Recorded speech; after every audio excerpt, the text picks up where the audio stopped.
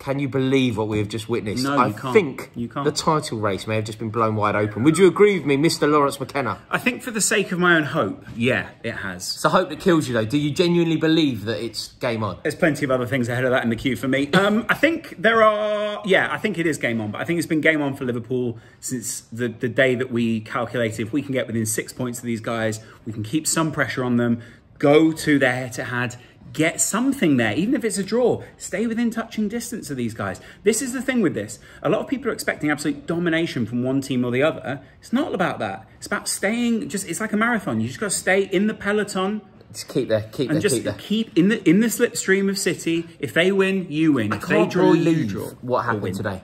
So Tottenham have gone to the Etihad and won 3-2. They've had a perfectly good goal disallowed, in my opinion, and they have managed to go there and win, despite conceding a last-minute penalty. Yeah. Like, it's an amazing achievement for Tottenham. Harry Kane, unplayable, absolutely magnificent. Antonio Conte got it so right. So right. And as a result, I feel like the title race is there. Manchester City are now 6 points ahead of Liverpool, but Liverpool have both a game in hand and a fixture to come against City. We've said it, though. I think there are losses in this Premier League season for both Liverpool and City to come, I think. I don't think either team between now and the end of the season won't concede another loss. I think there will be losses for both City and Liverpool because A, there's pressure, B, there's some sides who are as desperate as either of these sides to get in top four, to stay up in the league, or to get as high as they can. This is one of the most competitive seasons we've seen in the Premier League in quite some time. I can see it going the other way, Loz. Really? You think City... Do you remember how it went that season, where you just, both of you, 1-1, and ultimately Man City ended up winning the league? Yeah. I think that these two teams now are so good, so prepped, so perfect, that City will have to use this as a catalyst to go on another run. You know, like they have already this season. I get that, yeah. And Liverpool are as good as they've ever looked. And this Liverpool team, look, it's so difficult to prove this point, but I genuinely believe it.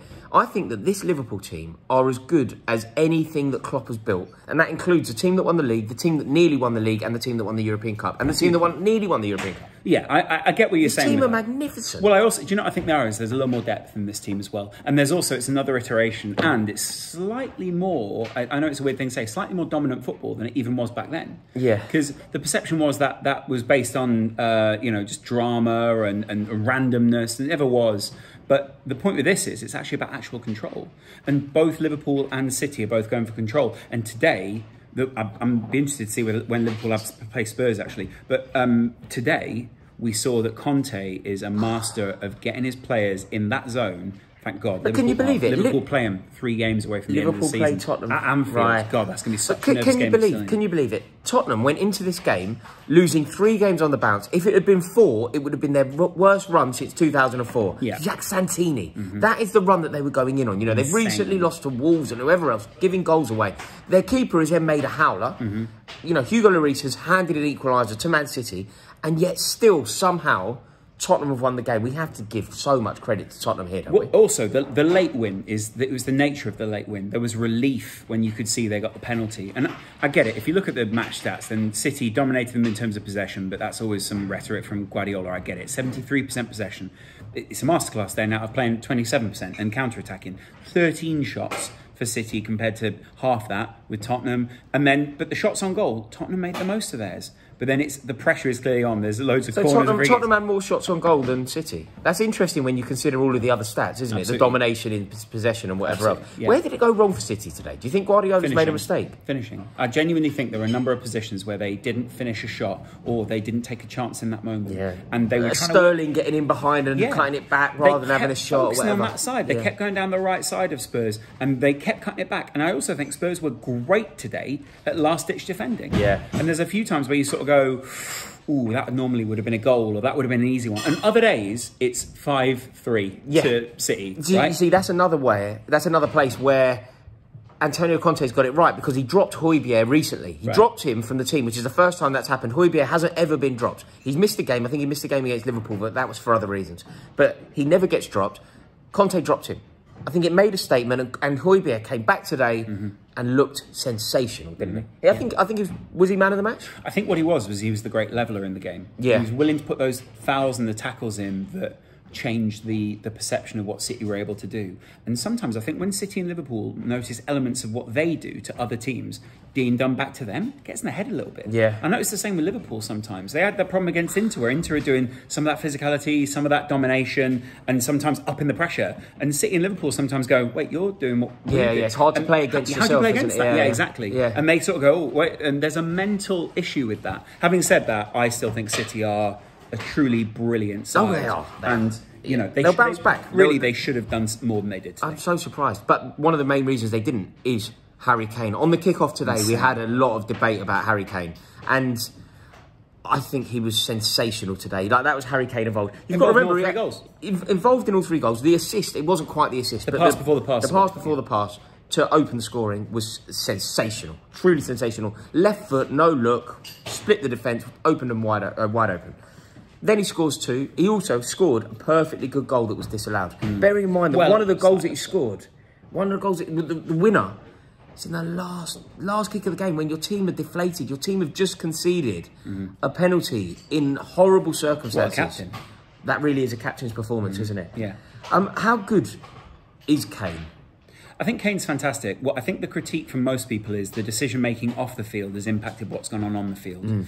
And this season, that's clearly been a factor in his play. And so you can't help but critique that. But the thing is, with Harry Kane, there are these big games where you go, oh yeah, of course it's Harry Kane. Of course he turns up, yeah. But it's also about consistency. And it's about, and that's kind of the point, I think, with Kane. There's a lot of critiques. And the problem for Kane is proving your critics wrong when you're at a club that's in transition, instead of in the place where you wanted to be, to prove your critics wrong, is a complete different narrative to what you expected. So it's interesting to see what he did today, and I'll be interested to know, looking back in years to come, whether there was an element of, you didn't get me in the summer.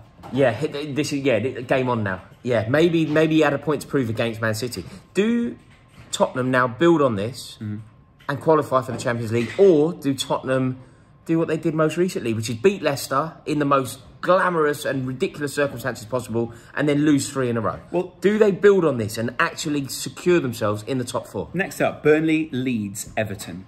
That is a desperate run for them, where either they go, oh, we're the classy team that beat City in the league. Burnley, Leeds, Everton needs to be, from a Tottenham fan's perspective, 3 victories, right? And then Manchester United away. There you can look at a draw, Conte will love that. Yeah. Conte will absolutely love that. But look, okay, let's say out of those 4 games, what are you thinking? You're thinking minimum 9? Minimum 9. Minimum 10, 10 hopefully. I'd be pleased with 8. 2 draws and 2 wins. Yeah, you take 8. United are desperate. Everton are desperate. All those teams are desperate. So they're, even if it's 3 or whatever it is. That was the game of the season so far, I think. That was game of the season. Genuinely, I think if something was to happen, and it would be that Liverpool catch up City or whatever, we'll look back at that as the turning point. Because of the ramifications on top 4, the ramifications on what goes on at the top, it's massive. Absolutely. Do Tottenham make it? Who's the problem? Man United? Arsenal and United, but I also think I think it's a bit of a roll of the dice coming the last few days of the season, where you basically go, did you win it? Did you win it? Yeah. There's little points. It's, you know what's really messing up these predictions? Teams are not on the same number of games. There's 26, there's 23. A bird in the hand is worth 2 in the bush. Tottenham win their games in. Tottenham have it in. Tottenham are in the driving seat. It's in their own destiny. Well, but the thing is, Arsenal are also in the driving seat there. If you look at that, if they win their... Arsenal have their game in hand, and but they've got the same number of games, and then everyone's in control of their own destiny. Destiny's child. That's such an uplifting message for the end of, you're in control of your own destiny. You can be whoever you want to be. Yeah, exactly, yeah. Mate, big Thank day. You. Appreciate you. Love that. You know what? It's also just so much fun, especially for you and I who are chasing City, to have a moment where we do sort of go, maybe. We're coming for you. Just maybe. Yeah, it works. Thank you so much for watching this video. Please give it a like. It massively helps out. And please click subscribe. See you all in a bit. Bye.